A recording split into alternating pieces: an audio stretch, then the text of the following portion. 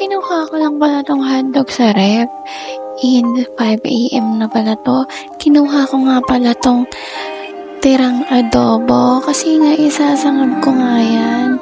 Nagdali-dali na nga ako kasi 5:20 na.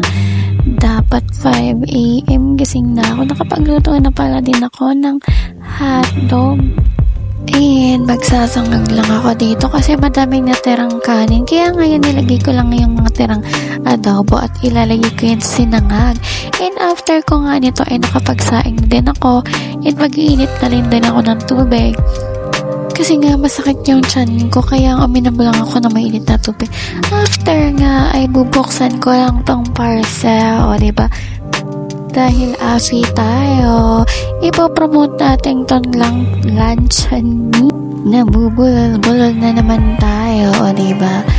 Chine-check ko nga lang yan kasi may allergy ang mudra namin sa chicken. Kaya hindi pala siya pwedeng kumain nito. And after nga, ay uminit lang ako ng tubig. And then, nagsaing lang ako ng a little bit. Kasi nga, ay magbabaon na naman ng aking mga dalaga, o diba? Kaya nga, after ko nga yan, nagpabukas lang ako nito sa kanilang tatay ng luncheon meat. Kasi nga magluluto ako kasi itong magiging lunch nila sa school. Bubuksan ko na pala yung dalawa. Kasi yung isa ay babaunin nila and yung isa ay magiging breakfast na din nila. Titikman nga namin kung super masarap nga ba kasi sabi nila ay masarap nga. Kaya nga napabili na din kami.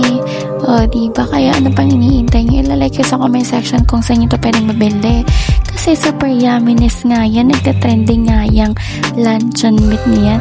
Kapag bumili ka pala ng dalawa ay may libre ka na ng tatlo. O diba? Bongga. Kaya nga ito nga sila. O diba? Kaya ilalagay ko sa comment section kung saan nyo ito pwedeng mabili. Kaya yan lang. Salamat sa pananood.